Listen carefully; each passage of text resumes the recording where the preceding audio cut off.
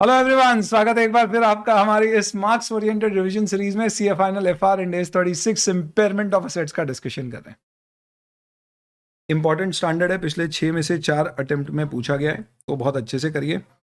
Standard अपने आप में 3 चीजें, अगर आपको सिलेक्टिव पढ़ना है तो गुडविल, कॉर्पोरेट एसेट्स और रिवर्सल ऑफ इम्पेयरमेंट लॉस, ये 3 चीजें आप अच्छे से डिस्कस कर ले। ये सबसे ज्यादा एग्जाम में पूछी जाती है। सिंपल है स्टैंडर्ड, कोई दिक्कत नहीं है, थोड़ा सा लेंदी है।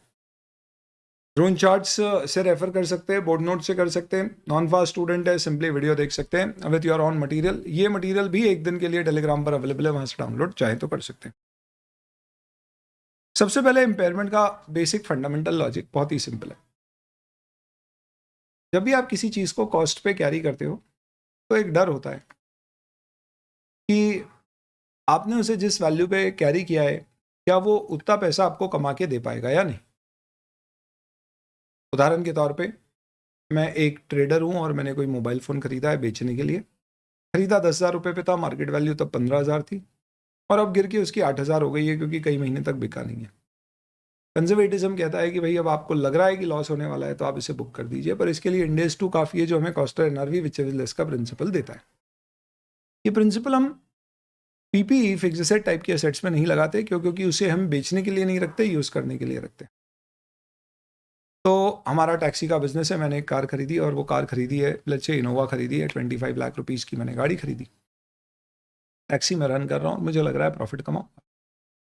3 साल तक रन किया, चल भी रहा था ठीक ठाक। फिर लेट्स से कोविड आ गया या कोई कंपटीशन आ गया, ओला उबेर जैसा कोई नया प्लेयर आ गया, इससे एकदम सडन बिजनेस डाउन हो गया है। और अब मुझे बड़ा डाउट सा है कि यार मैंने इतना पैसा लगा दिया इस पर्टिकुलर एसेट पे, इतना रिकवर कर पाऊंगा भैया नहीं। क्योंकि टेक्निकली पीपी जैसी चीज़ें कॉस्ट लेस डेप्रिसिएशन पे कैरी होती है, तो if I do not do any intervention, ये धीरे धीरे डेप्रिशिएट होके इसकी यूजफुल लाइफ खत्म होने पर इसकी रेसिडुअल वैल्यू पे आएगी। जबकि हो सकता है कि अब प्रैक्टिकली स्पीकिंग ये पर्टिकुलर असेट कि जो बुक्स में हम वैल्यू दिखा रहे हैं उतना पैसा भी मैं इससे कमा नहीं पाऊँ, इसलिए मुझे इस पर अभी लॉस बुक करना चाहिए। और सिंपल एग्जाम्पल अगर मैं लूँ तो लेट्स से फॉर एग्जाम्पल हमारी इस इनोवा का एक्सीडेंट हो गया। हालांकि ये चल रही है, पर अब पहले जैसी बात नहीं रही है, लॉन्ग टूर्स पर नहीं जा पाती है, यूटिलिटी काफ़ी कम हो गई है। आप सोचिए एक्सीडेंट की आप अकाउंटिंग क्या करेंगे। एक्सीडेंट से अगर गुड्स लॉस हो जाए तो loss by fire to inventory या परचेज स्टॉक कर सकते हैं, बट यहाँ पे अब आप क्या करोगे? क्यों? क्योंकि आपकी एसेट अभी भी है, यूज़ में आ रही है, पर पहले जैसी नहीं है। इन सभी सिचुएशन में अल्टीमेटली मुद्दा यह है कि आप जितने पे अपनी बुक्स में एसेट को रिकॉर्ड कर रहे हो, उसका जो कैरिंग अमाउंट है, आपको डाउट है कि आप उतना भी पैसा उससे रिकवर नहीं कर पाओगे, तो ये वो इंडेक्स है जो आपको बोलता है कि अगर ऐसा डाउट पैदा हो तो चेक कर डालो। वापस से सुनिएगा, अगर ऐसा डाउट हो, यानी कोई ऐसे इंडिकेटर हो जिसे देख के आपको लगता है, तो एक बार चेक कर लो कि क्या ये अपना कैरिंग अमाउंट रिकवर कर पाएगा।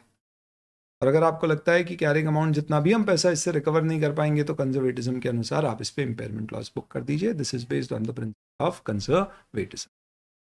तो कौन सी तरह के असेट्स के ऊपर ये स्टैंडर्ड लगेगा? तो ऑब्वियस सी बात है, इंपेयरमेंट ऑफ असेट्स सिर्फ असेट्स पे ही लगेगा, लाइबिलिटी से कोई होता। और असेट में कौन से असेट्स के ऊपर लगना चाहिए? तो आप कहने के लिए कह सकते हो यूजुअली वो असेट सर जो कॉस्ट पे कैरी होते हैं, क्योंकि जो चीज़ फेयर वैल्यू पे कैरी होती है उसमें इतना रिस्क नहीं होगा कि वो ओवर स्टेटेड होंगे। इस लॉजिक से ये कहा जा सकता है कि property, plant, equipment, intangible assets, investment properties, goodwill पे तो कंपलसरी होता है हर साल इंपेयरमेंट चेक करना, जो कंसोलिडेशन बिजनेस कॉम्बिनेशन में राइज होती है। एग्रीकल्चर एसेट्स एज पर इंडियस 41 नेट फेयर वैल्यू पे कैरी होते हैं, पर वो अवेलेबल नहीं हो तो उस एक्सेप्शनल केस में कॉस्ट पे कैरी होते हैं, वहां पर भी ये स्टैंडर्ड लग जाएगा। इन सब के अलावा क्या कोई भी फाइनेंशियल एसेट पे ये स्टैंडर्ड लगेगा? सिर्फ एक एक्सेप्शन है, अदरवाइज नहीं। फाइनेंशियल एसेट या फाइनेंशियल इंस्ट्रूमेंट्स की कहानी समझिएगा थोड़ा ध्यान से। ब्रॉडली आप बोल सकते हो कि आपके फाइनेंशियल एसेट्स दो तरह के हो सकते हैं। एक आपने इक्विटी में, या एक आपने डेट, किसी को लोन के फॉर्म में पैसा दिया। अगर आप किसी को लोन के फॉर्म में पैसा देते हो तो उस केस में उसकी अकाउंटिंग 100% इंडेस 109 के अनुसार होगी, और वहां पर इंपेयरमेंट के प्रोविजंस भी दिए गए हैं, जो primarily provision for bad debt है और कुछ नहीं है। कि आपको लग रहा है उससे पैसा उतना रिकवर नहीं होगा जो होना चाहिए था, तो आप प्रोविजन फॉर इंपेयरमेंट लॉस के नाम से लॉस बुक कर दीजिए। तो Ind AS 36 never applies to any financial asset which is in the nature of debt for the other party. Coming on to equity investment, अब अगर आपने सब्सिडरी में इन्वेस्टमेंट किया है तो कंसोलिडेशन करोगे, जेवी एसोसिएट है, कंसोलिडेटेड फाइनेंशियल स्टेटमेंट में इक्विटी मेथड लगेगा। तो उसके लिए भी फिर इस इंडेस 36 का रेलेवेंस नहीं है, क्योंकि उसकी अकाउंटिंग इंडेस 110 सब्सिडरी में या 28 इक्विटी मेथड जेवी और एसोसिएट में हो। आखिरी कहानी बचती है जब सेपरेट फाइनेंशियल स्टेटमेंट बनाती है कंपनी, तो इन्वेस्टमेंट इन सब्सिडरी जेवी एसोसिएट की अकाउंटिंग फिर इंडेस 27 के अनुसार करती है, जिसका पैरा 10 बोलता है कि या तो आप इसे एज पर इंडेस 109 अकाउंट फॉर कर लो। अब आप समझना, इंडेस 109 में इक्विटी में अगर आप इन्वेस्ट करते हो तो वहां फेयर वैल्यू मेथड मैंडेटरी है, इनफैक्ट एफवीटीपीएल या फिर एफवीओसीआईएनआर। तो इसका मतलब है कि वहां फेयर वैल्यू लग रहा है, तो इंपेयरमेंट का लॉजिक ही नहीं है। सिमिलरली अगर आप सेपरेट फाइनेंशियल स्टेटमेंट में सब्सिडरी जेवी एसोसिएट में इन्वेस्ट कर रहे हो इक्विटी में उसकी, अब पैरा 10 में आपके पास कॉस्ट और 109 का ऑप्शन है, आप 109 पे गए तो इंपेयरमेंट का कोई रेलेवेंस नहीं है, फेयर वैल्यू पे लाते रहे। तो एक ही केस बचता है जहां इंपेयरमेंट का रेलेवेंस आता है, और वो है जब आपका इन्वेस्टमेंट सब्सिडरी जेवी या एसोसिएट में पैरा 10 ऑफ इंडेस 27 में आपने ऑप्शन पॉलिसी चूज की है कि आप कॉस्ट पे कैरी करोगे, और वहां पर फिर Ind AS 36 relevant. This is the only financial asset where Ind AS 36 has some relevance, otherwise it is not relevant. Inventory का इंडेस 2 अपने आप में केपेबल है कंजर्वेटिज्म को हैंडल करने के लिए।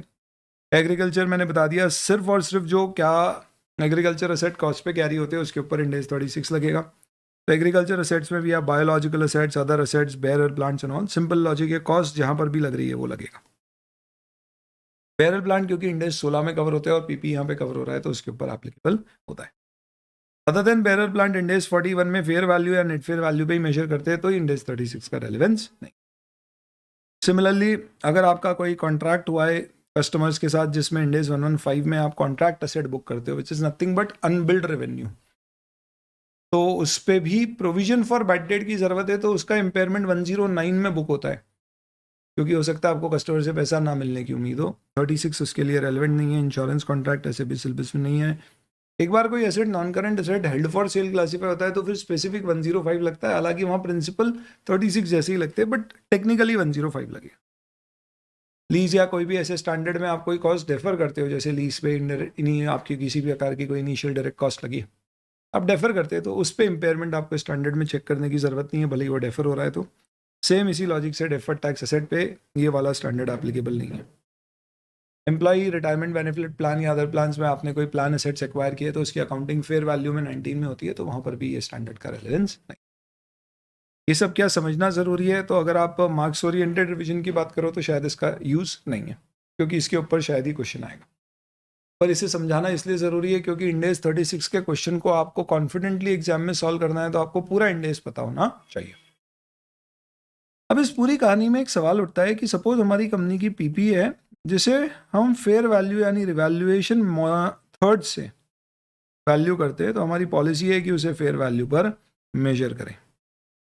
सवाल ये खड़ा करा गया है कि क्या इस केस में ये इंडेस 36 रेलिवेंट होगा? क्यों? क्योंकि अभी तक जो सर ने बताया है उसके अनुसार कॉस्ट भी लगता है।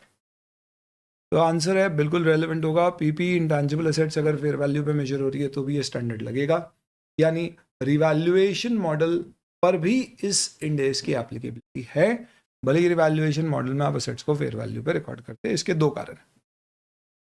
पहला कारण है फेयर वैल्यूएशन कोई मैंडेटरी नहीं होता है, आप अपनी चॉइस पे पॉलिसी यूज कर सकते हो, और उसके बाद भी फ्रीक्वेंसी भी कोई प्रीडिफाइंड नहीं है कि आप कब फेयर वैल्यू पे लाओगे। तो रिस्क है कि आपने फेयर वैल्यूएशन 2 साल पहले किया और इम्पेयरमेंट हो गया तो इग्नोर हो जाए। दूसरा, फेयर वैल्यू जब आप लेते हो तो आप सिंपली क्या करते हो, you take basically the exit price, यानी मार्केट में मैं बेचूंगा तो कितने में बिके।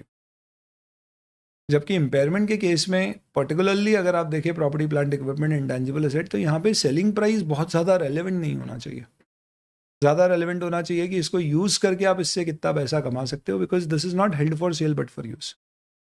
For these reason India specifically says that any revalued asset which is PP intangible asset और bearer plant जैसी भी कोई asset which is covered under Index 16 or 38 will get covered under Index 36 even if it is revalued recently, still impairment provisions would apply.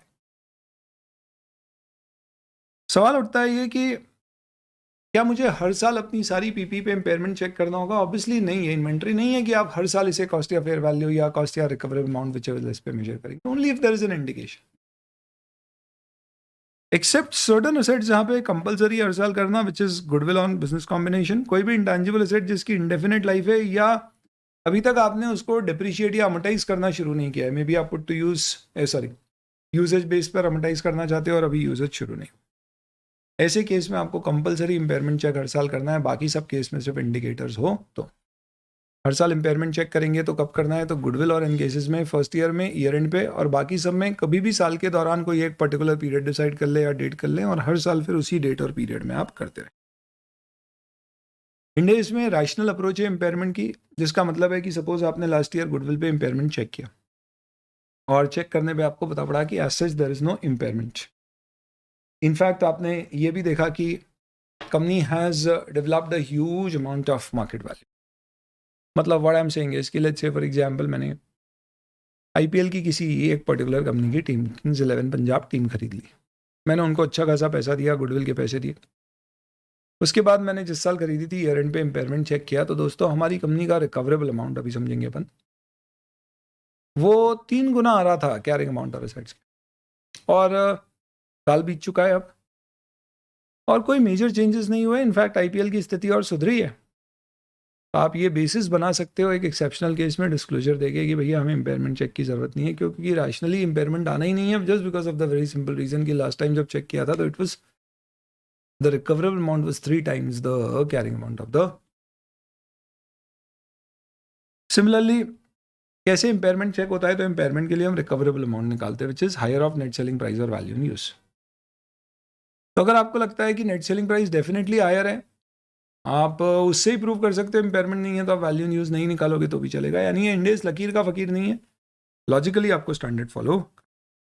जब भी कोई asset impair होगा तो याद रखना कि उसका डिप्रिसिएशन प्रोस्पेक्टिवली चेंज होगा। क्यों? क्योंकि अब उसका कैरिंग अमाउंट कम हो गया है। तो 100 रुपये की एसेट थी, 10 साल में डिप्रिशिएट करनी थी, 5 साल हो चुके हैं तो 50 पर आ रही है। अब आपने उसे इंपेयर कर दिया 20 से, तो अब 30 पर आ रही है। लाइफ अभी भी 5 साल बाकी है, तो आप डिप्रिशिएट ऑब्वियस सी बात है 30 रुपीज़ को इन द रिमेनिंग 5 ईयर्स करेंगे। क्या इंडिकेटर्स होते हैं? एक्सटर्नल और इंटरनल कोई भी इंडिकेटर्स हो सकते हैं, जिसमें एक इंडिकेटर है मार्केट कैपिटलाइजेशन काफ़ी गिर गया।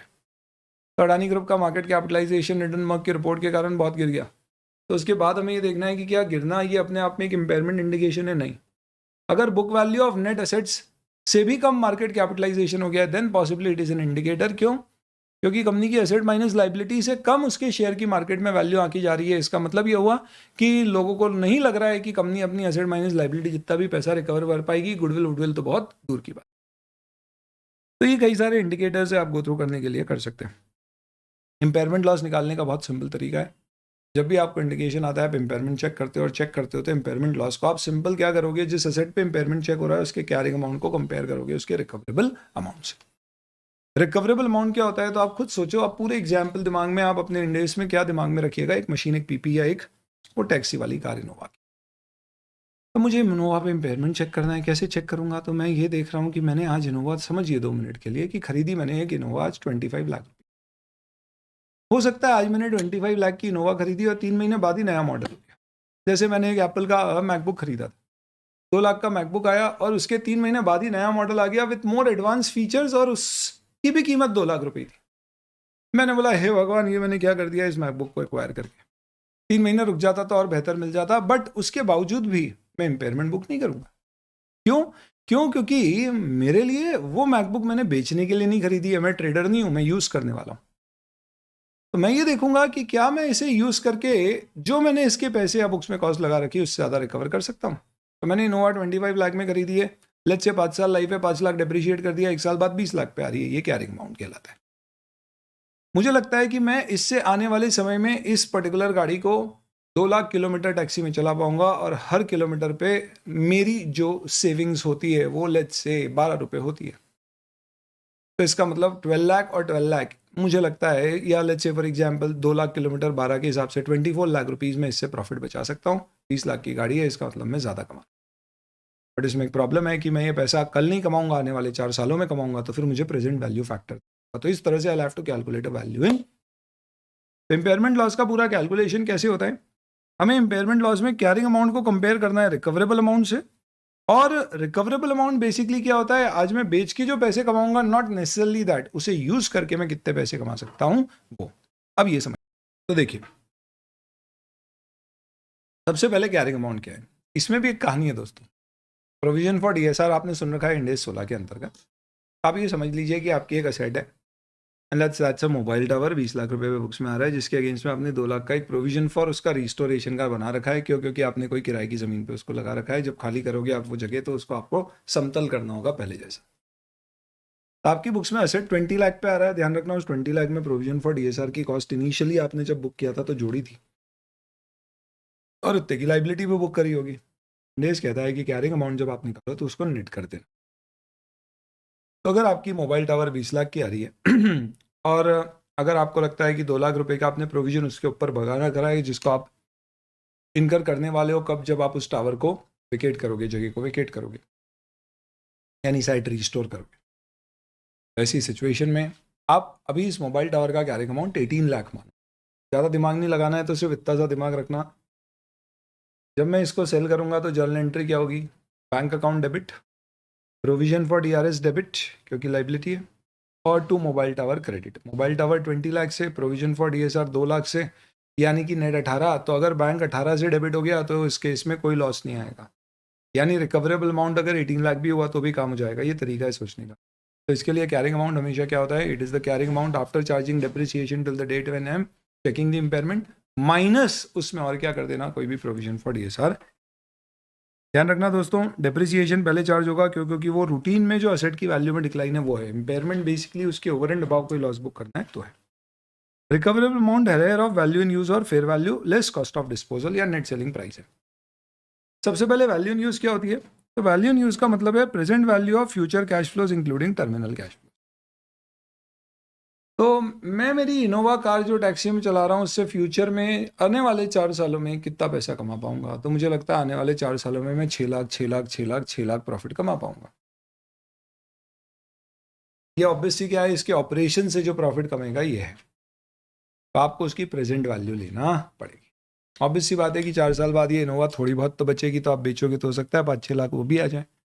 तो वो टर्मिनल कैश फ्लोज भी आपको लेने हैं। उसमें अगर कोई आपका प्रोविजन फॉर डीएसआर है तो वो माइनस करके टर्मिनल कैश फ्लोज कंसिडर करना, ताकि कैरिंग अमाउंट में भी माइनस हो गया, रिकवरेबल में भी हो। तो ये करने के बाद फिर आप क्या निकालोगे? Present value of future cash flow, जो आप पीवी निकालते थे यार इंटरमीडिएट में, इंक्लूडिंग टर्मिनल कैश फ्लोज। इसे कहते हैं कि मैं इस असेट को यूज करके इतना पैसा रिकवर कर पाऊं। दूसरा, मैं नेट सेलिंग प्राइस लूंगा which is fair value less cost of disposal, यानी आज के आज इसे अगर मैं बेच दूं तो मुझे कितने पैसे मिलेंगे सारे खर्चे काटने के बाद। इन दोनों में जो भी ज्यादा है उसे रिकवरेबल अमाउंट मानते हैं। कभी एग्जाम में क्वेश्चन आ जाए कि मेरी कंपनी का इंटेंशन सिर्फ और सिर्फ असेट को यूज करना है और बेचना है ही नहीं, और वैल्यू इन यूज उसकी 18 लाख है और नेट सेलिंग प्राइस या fair value less cost of disposal 19 lakh है, पर मुझे बेचना नहीं है, तो भी आप रिकवरेबल अमाउंट 19 लाख लेंगे। लॉजिक शायद इसके पीछे ये है कि अगर आज आप इसे 19 लाख में बेच पा रहे हो तो सामने वाला डेफिनेटली सोच रहा होगा कि मैं उससे 19 से ज़्यादा कमा पाऊंगा, तभी वो खरीद रहा है। तो एक तरह से शायद हो सकता है इसकी वैल्यू इन यूज भी इतनी हो, क्योंकि value in use estimated basis पे, इसलिए हम एक सॉफ्ट अप्रोच लेते हैं, higher of value in use और नेट सेलिंग प्राइस या net fair value. Value in use निकालने के लिए फ्यूचर कैश फ्लोज लेने, जिसके बहुत सारे पॉइंट्स दिए हुए हैं, बहुत important exam point of view से नहीं है, तो इसलिए मैं इसको रिवाइज नहीं कराता, थोड़ा सा ट्रिकी है। और ये बेसिक फंडामेंटल एक बार मैंने आपको समझा दिया, तो अब मैं फोकस भी करना चाहूँगा एग्जाम पॉइंट ऑफ व्यू से जो इंपॉर्टेंट चीज़ें उसके ऊपर। बस एक बार मैं एक सांस में बोल देता हूँ, सुनना हो तो सुन लेना। फ्यूचर कैश फ्लोज आपको प्रोडिक्ट करना है। आपने कोई बिजनेस प्लान बनाया है तो उसे आप यूज़ कर सकते हो। 5 साल तक के फ्यूचर कैश फ्लोज उसमें जो निकालने हैं वो लेना। उसके बाद में आप बिजनेस प्लान इग्नोर कर देना, और जो के रेट से कैश फ्लोज आपके ग्रो करे वही रेट मानना, उससे ज़्यादा रेट से ग्रो करे मत मानना। और असेट की लाइफ जितनी है उतने साल तक के कैश फ्लोज प्रेडिक्ट करना, टर्मिनल कैश फ्लोज जोड़ना, डिस्काउंट करना, प्रेजेंट वैल्यू यूज करके, और वो वैल्यू इन यूज होगी। सिर्फ ऑपरेटिंग कैश फ्लोज लेना, किसी प्रकार के कोई फाइनेंशियल कैश फ्लोज उसमें शामिल मत कर। तो एक्सेप्शनल केस में किसी सीजीयू में कोई फाइनेंशियल एसेट शामिल करना पड़े वो अपन आगे डिस्कस करें।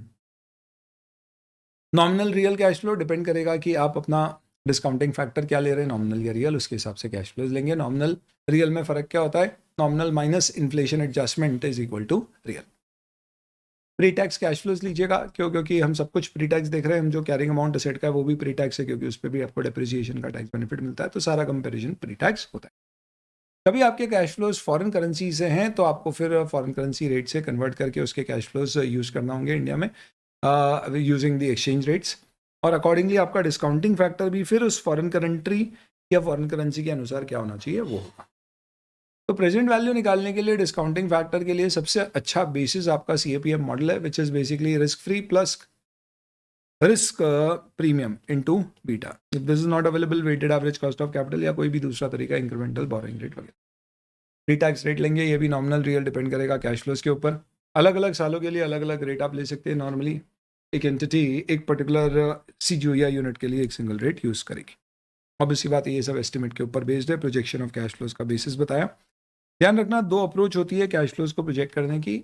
अगर आप श्योर नहीं हो कि कैश फ्लोज कितने होंगे, कोई कैसे होगा, तो एक होता है कि आप फ्यूचर कैश फ्लोज पे अलग अलग सेंसिटिविटी एनालिसिस के साथ बना दो कि भाई ज़्यादा से ज़्यादा इतने कैश फ्लो, मॉडरेट इतने, एवरेज या पेसिमिस्ट एस्टिमेट इतना, और सबको वेट दे दो। जैसा अपन एग्जाम हॉल से आने के बात करते हैं कि यार ज़्यादा से ज़्यादा 45 आ जाएंगे, कम से कम 38 आएंगे, एवरेज लग रहा है 40 आएंगे।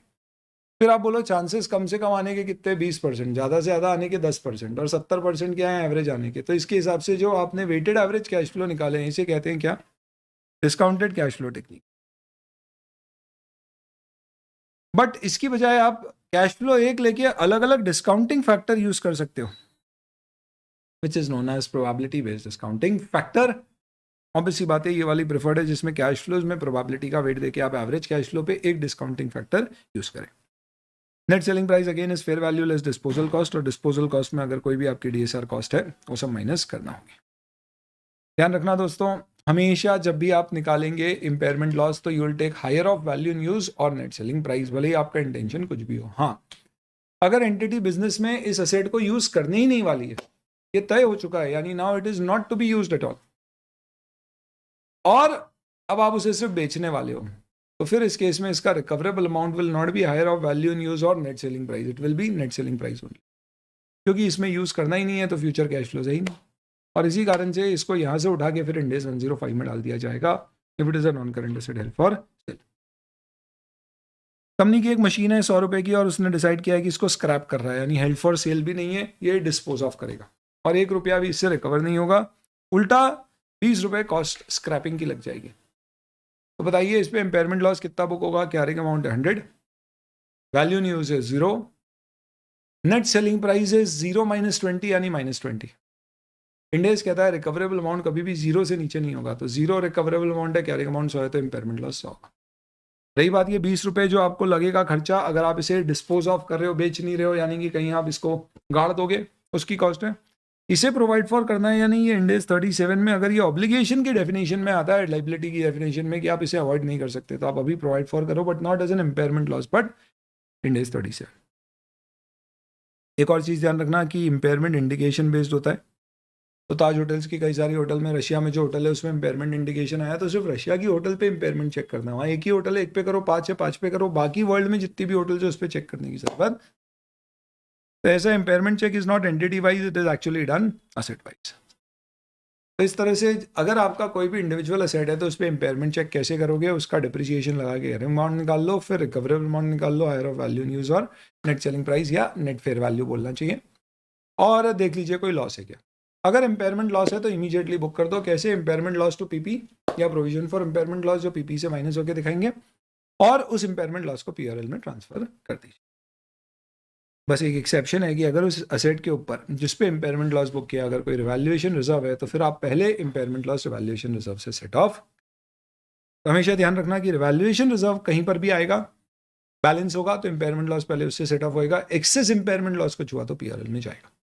कोई गवर्नमेंट ग्रांट अगर आपको मिल रही है इम्पेयरमेंट लॉस के अगेंस्ट कंपनसेट करने की बात की है, तो जब तक सर्टन ना बुक ना करें, इंड AS 20 लगेगा, ये नहीं लगेगा। इसके ऊपर एज सच बहुत सारे प्रैक्टिस क्वेश्चंस हैं, not really very important for your exam. सही मामला इस इंड AS का शुरू होता है यहाँ से, which is the cash generating unit. मैं इनोवा चला रहा हूँ तो वो अपने आप में कैश जनरेटिंग यूनिट है कि इंडिविजुअल एसेट मुझे पैसे कमा के दे रहा है, पर वहीं पर मेरी एक फैक्ट्री है जिसमें लैंड है, बिल्डिंग है, प्लांट है, मशीन है, फर्नीचर है, फिक्चर्स है, इक्विपमेंट्स है, IT इक्विपमेंट्स है, कंप्यूटर एसेट्स है, ये सब मिला के वो फैक्ट्री चल रही है और आउटपुट निकाल रही है और पैसे कमा रही है। इस केस में मेरे साथ प्रॉब्लम यह है कि मैं इम्पेयरमेंट चेक लैंड का या बिल्डिंग का या मशीन का अलग से नहीं कर सकता, क्योंकि ये कलेक्टिवली कैश जनरेट कर रही है। तो इंडेस कहता है कि जब कोई इंडिविजुअल एसेट केपेबल नहीं है इंडिपेंडेंटली कैश फ्लो जनरेट करने के लिए तो इसे कैश जनरेटिंग यूनिट कहा जाता है। सॉरी, तो फिर उस केस में हम smallest group of identifiable asset पर जाते हैं जो capable of independently generating cash flow. So what is a cash generating unit? It is the smallest group of identifiable assets which are capable of generating independent cash flows. तो मुझे मालूम है कि मेरी लैंड अकेली या मशीन अकेली या फैक्ट्री की इक्विपमेंट्स अकेले या बिल्डिंग अकेली रेवेन्यू जनरेट नहीं कर सकती है, ये सब कलेक्टिवली मिलके ये रेवेन्यू जनरेट करेंगे। तो ये सारी assets taken together will be treated as one CG. एक इंपॉर्टेंट इसमें एग्जाम्पल पर केस मैं पूछता हूँ आपसे कि सपोज हमारी कंपनी को बसेस चलाने का लाइसेंस मिला है सरकार से और 3 रूट पर मेरी बसेस चलाने का मुझे लाइसेंस मिला है, पर लाइसेंस एक ही है जिसमें 3 रूट में चलाया जाता है और उस लाइसेंस की कंडीशन है कि बसेस तीनों रूट पर ऑपरेशनल होना चाहिए क्योंकि सरकार पब्लिक ट्रांसपोर्ट के रूप में बसेस का लाइसेंस बांट रही है, तो वो चाहती है कि हर जगह पब्लिक ट्रांसपोर्ट की अवेलेबिलिटी हो। तो अगर आपको लगता है एक रूट प्रॉफिटेबल नहीं है, बंद करना है, तो आपको तीनों रूट बंद करना पड़ेंगे। आपकी तीनों बसेस चल रही है, तीनों का रेवेन्यू और कॉस्ट अलग अलग निकाली जा सकती है, सबके खर्चे और सबकी इनकम अलग अलग है, फिर भी ये तीनों बसेस अपने आप में 3 अलग अलग सीजीयू नहीं है, ये तीनों मिला के एक सीजीयू है because they are not capable of generating independent cash flows. You can estimate their cash flows independently, but they cannot generate it independently. So what is cash generating unit? The smallest group of identifiable asset capable of generating independent cash flow is referred to as cash generating. Smallest group क्यों लिया जाता है? For the simple reason ताकि हमें क्या ना करना पड़े। अगर आप लार्जेस्ट ग्रुप लोगे या लार्जर ग्रुप लोगे तो उसमें एक प्रॉब्लम ही आएगी, और क्या प्रॉब्लम आएगी कि लेट्स से मुझे 2 शहर में, एक मुंबई और एक दिल्ली में लाइसेंस मिला है बस चलाने का, 3 बस दोनों जगह एक लाइसेंस है जिसमें तीनों चलानी है, तीनों बंद करनी। मुंबई वाला बहुत प्रॉफिटेबल है, दिल्ली वाला काफ़ी लॉस मेकिंग है। अब अगर मैं इंडिपेंडेंटली दोनों में चेक करूंगा तो दिल्ली में इंपेयरमेंट लॉस आएगा, यहाँ पर नहीं आएगा। पर अगर मैं इन दोनों को कंबाइन करके करूंगा तो मुंबई इतना प्रॉफिटेबल है कि ओवरऑल मेरे दोनों सीजीयू मिला के लॉस नहीं है। अब आप एक बात बताओ, आपकी 2 इन्वेंट्री है, दोनों की कॉस्ट 100 रुपये, एक 80 में बिकेगी और एक 120 में। क्या आपको दोनों इन्वेंट्री अलग अलग, अगर वो कैटेगरी ऑफ इन्वेंट्री है, सेपरेट क्लास ऑफ गुड्स है, तो क्या आपको टोटल 200 रुपये कॉस्ट और 200 एनआरवी है इसलिए कोई लॉस बुक नहीं करना, ऐसा करना है? या इंडिविजुअल सेम इसी लॉजिक से हर वो कैश जनरेटिंग यूनिट जो अपने आप में इंडिपेंडेंट कैश फ्लो जनरेट कर सकता है उस पर आप अलग से इम्पेयरमेंट चेक करोगे, उसको दूसरों के साथ क्लब करके चेक नहीं। It is the smallest group of identifiable asset. Independent cash flow generate करने की कैपेसिटी होना चाहिए, ध्यान रखना, एस्टिमेट कर पाना और जनरेट कर पाने में फ़र्क है। बसेस के केस में सबका इंडिविजुअली एस्टिमेटेबल है बट इंडिविजुअली जनरेट नहीं कर सकते, तो तीनों बस कंबाइन होकर एक है। अगर एक लाइसेंस की कंडीशन है कि चलाना है तो तीनों, नहीं तो एक भी नहीं। अगर आपका कोई कैप्टिव सीजीयू है, यानी कि आपके लिए फॉर एग्जाम्पल एक फैक्ट्री जिससे इलेक्ट्रिसिटी जनरेट होती है और वो 100% कैप्टिव यूज में जाती है, तो क्या वो सीजीयू हो सकता है? तो अगर आपको लगता है कि आप उसका पूरा आउटपुट मार्केट में बेच सकते हो तो आप उसे इंडिपेंडेंट सीजीयू मान सकते हो, भले ही उसको एक्चुअल में आप उसको सेल नहीं करें। हालांकि रेयर होगा possibility, but then there is a possibility. चलो, अब मैंने क्या किया है, ग्रुप ऑफ एसेट्स ले लिए, माना ये इंडिपेंडेंटली कैश फ्लो इंडिविजुअली नहीं जनरेट कर सकते, कलेक्टिवली कर सकते, तो इन सारी एसेट्स का कैरिंग अमाउंट ले लिया और टोटल उस फैक्ट्री की सारी एसेट्स का कैरिंग अमाउंट कंपेयर कर लिया उस फैक्ट्री के रिकवरेबल अमाउंट के, कि फैक्ट्री एज अ होल बेचूंगा तो नेट सेलिंग प्राइस क्या आएगी और यूज करूंगा तो फ्यूचर कैश फ्लो की प्रेजेंट वैल्यू क्या आएगी। दोनों में जो ज़्यादा हुआ रिकवरेबल अमाउंट हो गया, सपोज वो कैरिंग अमाउंट से कम आया तो इम्पेयरमेंट लॉस आ गया। अब लॉस कैसे अलोकेट होगा, that is another big question. तो allocation of impairment loss is something which we have to understand, जिसको एक एग्जाम्पल के थ्रू समझा देता हूँ। इम्पेयरमेंट लॉस का अलोकेशन करने के लिए एक फैक्ट्री है जिसके अंदर मेरी लेट्स से फैक्ट्री की असेट 1 2 3 4 4 अलग अलग असेट्स है, एक प्लांट एंड मशीन, एक लैंड, एक बिल्डिंग, ऐसा कुछ भी हो सकता है। तो लेट्स से फॉर एग्जांपल ये हमारी लैंड है, ये हमारी बिल्डिंग है, ये हमारी प्लांट एंड मशीन है और ये हमारी अदर असेट्स है। ये सारी नॉन करंट असेट्स है जो इंडेस में कवर होती है। इन सब का अगर मैं टोटल लगाता हूँ 5 3 8 और 1 9 और 1 10 कैरिंग अमाउंट है। क्वेश्चन में इन्फॉर्मेशन दी हुई है कि इनकी वैल्यू इन यूज 8000 है और नेट सेलिंग प्राइस 900 है, तो रिकवरेबल अमाउंट दोनों में जो भी ज़्यादा है वो 900 है। इस लॉजिक से इम्पेयरमेंट लॉस मुझे निकालना पड़ेगा 900 रुपीज़ का। प्रॉब्लम यह है कि I can pass impairment loss entry debit to what. मैं अब यहाँ पे प्रोविजन फॉर इम्पेयरमेंट लॉस अगर कर दूंगा 900 रुपये का और ये PRL में डाल दूंगा, सवाल ये है कि ये प्रोविजन फॉर इम्पेयरमेंट लॉस किस एसेट से रिलेटेड है। Does it relates to FA1, FA2, FA3 और FA4? क्या अलोकेशन ज़रूरी है? एब्सोल्युटली। क्यों? क्योंकि इन सबकी लाइफ अलग अलग होगी। तो अगर ये पूरा इम्पेयरमेंट लॉस इससे रिलेटेड है तो आगे जाके इस पे डेप्रिसिएशन कम लगेगा, बाकी सब पे जो अभी लग रहा है वही लगेगा। अब इसकी लाइफ अगर लेट्स से फॉर एग्जांपल 10 साल की है तो डेप्रिसिएशन जो हम चेंज करेंगे आगे 10 साल पे इम्पैक्ट जाएगा। बाकी सबकी लाइफ अगर 2 साल की है तो 2 साल में डेप्रिशिएट हो रहे हैं। तो इसलिए ये इंपॉर्टेंट है आइडेंटिफाई करना कि इम्पेयरमेंट लॉस किस असेट से कितना रिलेटेड है।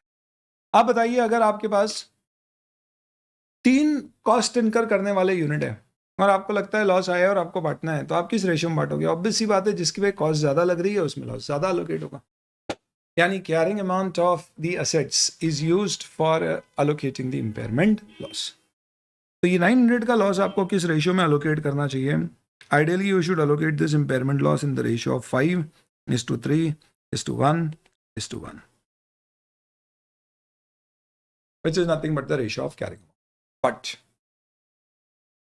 नॉर्मली आप सोचो, लैंड जैसी एसेट तो यार अमटाई इनफैक्ट इम्पेयर नहीं होना चाहिए, क्योंकि आप लैंड इंडिविजुअली बेचते हो तो इसकी market value over a period of time तो बढ़ती है। पर इस लॉजिक से इम्पेयरमेंट लॉस इस पर बुक हो जाएगा। तो इस कारण से कहते हैं कि आप एक काम करना, allocate impairment loss in ratio of carrying amount, but remember that do not allocate any impairment loss to any asset which is already having its recoverable amount equal to or more than the carrying amount. कोई भी ऐसी asset है जिसका खुद का recoverable amount उसकी carrying amount के बराबर या उससे ज्यादा है तो उस पर कोई इंपेयरमेंट लॉस अलोकेट। क्यों? क्योंकि वो दोषी नहीं है, जिम्मेदार नहीं है। सेकेंड, बची हुई एसेट पे कैरिंग अमाउंट के रेशियो में बांट दो, और उसमें भी बांटो तो कभी भी ऐसा इतना ज्यादा इंपेयरमेंट लॉस मत बांट देना कि आपका असेट का कैरिंग अमाउंट पे लॉस बुक करने के बाद उसका कैरिंग अमाउंट उसके रिकवरेबल से भी नीचे हो जाए। यानी जब भी लॉस बांटो तो एक बात का ख्याल रखना कि अगर असेट का इंडिविजुअल रिकवरेबल अमाउंट पता है तो उससे नीचे मत ले जाना असेट। अब हो सकता है दोस्तों कि लैंड और बिल्डिंग के रिकवरेबल अमाउंट आपको अलग से पता हो। इंडेस कहता है कि नॉर्मली जब सीजीयू एज ए होल का आपके पास रिकवरेबल अमाउंट होगा, क्योंकि इंडिविजुअली हर एसेट कोई कैश फ्लो जनरेट करने की कैपेबिलिटी नहीं रखता है, तो आप impairment check CGU as a whole पे कर रहे हो। पर लगता है इंडिविजुअल एसेट की नेट सेलिंग प्राइस अवेलेबल हो, वैल्यू इन यूज ना हो, क्योंकि वो अलग से कैश फ्लो जनरेट नहीं कर पा रही है, पर बेच सकते हो, तो उसकी नेट सेलिंग प्राइस को ही आप उसका रिकवरेबल अमाउंट मान सकते हो। यानी if you don't have both available then whatever is available will be the recoverable amount. तो उस लॉजिक से क्वेश्चन में ये 2 रिकवरेबल अमाउंट दिए हुए। अब आप बताइए किसका रिकवरेबल अमाउंट ऑलरेडी उसके कैरिंग अमाउंट के बराबर या उसके ज्यादा है? लैंड का। तो इसमें कोई इंपेयरमेंट लॉस अलोकेट। तो अब किसमें लॉस अलोकेट हो सकता है? Loss can now allocated between the other assets. इसका तो इंपेयरमेंट लॉस रिकवरेबल अमाउंट पता ही नहीं है और इसका पता ही नहीं है, तो इसमें तो 5000 1000 पूरा हो सकता है। इसमें मैक्सिमम 200 हो सकता है, और इसमें as such there is no limit, क्योंकि ये अवेलेबल नहीं है। ये 2800 है, ये एज सच 1200 है, और ये तो जब भी आप क्वेश्चन सॉल्व करो तो सबसे पहले आप लिख दो कि मैक्सिमम इंपेयरमेंट लॉस कितना अलोकेट हो सकता है। तो यहाँ पे देयर इज नो लिमिट, पूरा अलोकेट हो सकता है। यहाँ 200 की लिमिट है, यहाँ कोई इंपेयरमेंट लॉस नहीं हो सकता, और यहाँ कोई लिमिट। अब आप इस इंपेयरमेंट लॉस को बांटोगे इन द रेशियो ऑफ 5:3:0:1। 5 3 8 और 1 9। इसका मतलब इसमें जाएगा 500, इसमें जाएगा 300, इसमें कुछ भी नहीं जा सकता, और इसमें जाएगा। पर प्रॉब्लम कहाँ पर आ जाएगी? यहाँ पे 300 अलोकेट नहीं हो सकता क्योंकि मैक्सिमम 200 है, क्योंकि इसके रिकवरेबल अमाउंट 2800 है, तो आप 200 से ज़्यादा लॉस बुक नहीं करोगे। तो इसके लिए ये 100 का इंपेयरमेंट लॉस यहाँ से आप वापस से शिफ्ट कर दोगे किस में? रिमेनिंग एसेट्स में। किस रेशियो में? 5:1 के रेशियो में। तो excess impairment loss will be reallocated in the ratio of 5:2। इसका मतलब यहाँ पे कितना इंपेयरमेंट लॉस आपका अलोकेट हो जाएगा? डिवाइड बाय 6, तो this will be like 83 and let's say 70। तो टोटल इंपेयरमेंट लॉस, तो ये यहीं पे लिख देता हूँ, 83 और 17 का लॉस आ गया। अब आप देख लीजिए इससे टोटल इंपेयरमेंट लॉस आपका कितना अलोकेट हो गया है? 583 इस पे, 200 इस पे, 0 इस पे, और 117 इस पे। कहीं पे भी मैंने इम्पेयरमेंट लॉस जितना मैक्सिमम बुक करना था उससे ज़्यादा नहीं किया, और टोटल इम्पेयरमेंट लॉस मेरा कितना बुक हो गया 500 500 600 700 800 900 900 इतना ही बुक कर। कभी ऐसा होता है कि सबके रिकवर अमाउंट थोड़े ज़्यादा होते हैं तो लॉस बुक नहीं हो पाता किसी में भी, तो आप उसे इग्नोर कर देते हैं, ऐसा भी इंडेक्स कहता है, विच इज़ रेयर। तो रिवाइज्ड कैरिंग अमाउंट आपका इम्पेयरमेंट लॉस बुक करने के बाद क्या होगा 5000, अगर ये ए है और ये बी है तो it will be, sorry if this is B so it will be A minus B, और ए माइनस बी कितना आ रहा है दोस्तों 5000 minus 583 which will be 4417, 3000 minus 200 it will be 2800, 1000 minus 1000 minus 117 will be 880। ढिंका चिका ढिंका चिका ढिंका चिका ढिंका चिका इस तरह से आपको इम्पेयरमेंट लॉस एलोकेट करना है, and this is basically the rule which has been defined. अब एक लंबी गहरी सांस ले लो दोस्तों, और उसके बाद गुडविल शुरू करेंगे। कहानी समझो दोस्तों, बायजूस आया अपने पास और बोला क्यों सार्थक सर फास्ट को बेचोगे? हमने बोला देखो भैया हमारी ज़रूरतें कम है इसलिए अपने ज़मीर में दम है, सॉरी। हमने बोला अरे एक बार बात कर लेते, कुछ नहीं तो बिजनेस कॉम्बिनेशन का एक प्रैक्टिकल अकाउंटिंग एक्सपीरियंस ही हो जाएगा आपको। ये बात मुझे पसंद आई, मैंने बोला लेट्स डू इट। बातों में फंस गया मैं उनकी। उन्होंने ऑफर दिया कि भाई बताइए आपका फास्ट का बिजनेस हम एब्जॉर्ब करना चाहते हैं। मैंने बोला ठीक है भाई कीमत लगाओ क्या है। उन्होंने बोला भाई आपकी एसेट्स लाइबिलिटी बताओ। हमने बोला लाइबिलिटी है नहीं हमारे पास कोई भगवान की दया से, और एसेट थोड़ी बहुत है। तो उन्होंने चिट्ठा निकाला पन्ना, बोले बैलेंस शीट, और वो सारी एसेट्स ली। लेट्स से उसमें कोई ज़मीन आ रही थी, 10 करोड़ ज़मीन की कीमत थी। अब क्योंकि वो कंपनी खरीद रहे हैं तो सारी एसेट उनके पास जा रही है। तो इस तरह से उन्होंने सारी एसेट्स का टोटल लगाया, और उन्होंने टोटल लगा के कहा कि भाई इन सारी एसेट्स का टोटल लेट्स से 25 करोड़ होता है, ये 25 करोड़ रखो, कंपनी आपकी हमारी। हमने बोला मेरे भाई 25 करोड़ रुपए तू मुझे दे रहा है मेरी कंपनी के लिए, इतने में तो मैं मार्केट में एसेट बेचूंगा तो मुझे पैसे ऐसे ही मिल जाएंगे, मैं क्यों बेचूं? तो उन्होंने बोला भाई आप हमारे यहाँ आइए और बढ़िया पढ़ाइए और उसके आपको पैसे भी देंगे। मैंने बोला भाई वो तो हम फ्यूचर में जो सर्विस दे रहे हैं उसका पैसा है। तो उन्होंने बोला आप क्या चाहते हैं? मैंने बोला यार भैया 25 ये है तो 50 करोड़ तो बनता है। बायजूस ने बोला 50 करोड़ नहीं छोटा अमाउंट है। उसने बोला चलो डन। मैंने बोला है मान गया ये तो? हम बोला चलो ठीक है। उसने बोला क्या आप खरीदना है? हम बोला अरे अपन तो सिर्फ एग्जाम्पल ले रहे थे ना। उसने बोला नहीं, अपना भी मन फिसल गया, इतने पैसे मिल रहे हैं। मैंने बोला कहाँ बुराई है, दिल तो बच्चा है जी, थोड़ा फिसलता है जी। तो आप समझो कि अगर फास्ट बायजूस एक्वायर कर ले 50 करोड़ रुपए में, नहीं एग्जाम्पल तो मेरा उल्टा लेने की इच्छा हो रही थी, ज़्यादा हो जाता है इसलिए समझ लो अभी ऐसे। तो जो 25 करोड़ रुपीस बायजू एक्स्ट्रा पैसा दे रहा है वो किसके लिए दे रहा है? इसकी गुडविल के लिए। बायजूस ने बोला हमारे सी स्पेस में कोई काम नहीं है, आप आओगे और आपके थ्रू ही काम करेंगे। और उसने काम करना शुरू किया और भयंकर लॉस ही लॉस है, कोई प्रॉफिट नहीं हो रहा है। 2-3 साल खूब मेहनत करी पर कोई प्रॉफिट नहीं। अपन भी जब वहां पर गए तो एकदम आराम वाले हो गए, बोले यार काय की मेहनत हो गई बैच, फिर आराम करो। क्या डाउट सॉल्विंग, क्या पावर, क्या मोर, क्या रिवीजन, क्या क्वेश्चन सॉल्यूशन सीरीज, कौन करता है इतना? रिलैक्स। प्रॉफिट कम होने लग गए, उनको इम्पेयरमेंट चेक करने की जरूरत पड़ी। तो उन्होंने 50 करोड़ में एसेट खरीदी थी, 3 साल हो गए, थोड़ी बहुत डिप्रिशिएट हो गई। गुडविल तो खैर 25 की 25, 25 की 25 पे अमोर्टाइज हो जानी है। तो ये सब नेट होके 40 करोड़ पे अभी भी एसेट आ रही थी। उन्होंने रिकवरेबल अमाउंट निकाला तो निकल के आया मुश्किल से 10 करोड़।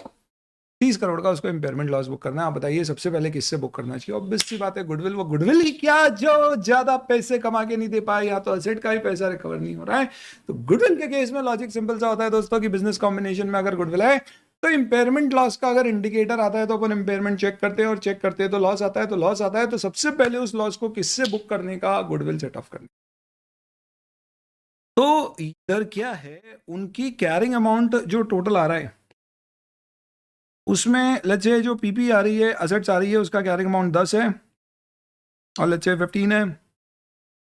गुडविल उन्होंने 25 में ली थी, टोटल 40 है और रिकवरेबल अमाउंट 30 लग रहा है। तो सॉरी 10 लग रहा है ना, क्या लिया था अपन एग्जाम्पल में 10। इम्पेयरमेंट लॉस हो गया 30। तो ये लॉस सबसे पहले आप किससे राइट ऑफ करोगे? तो impairment loss debit 30, first write off the full goodwill, खिसक्या।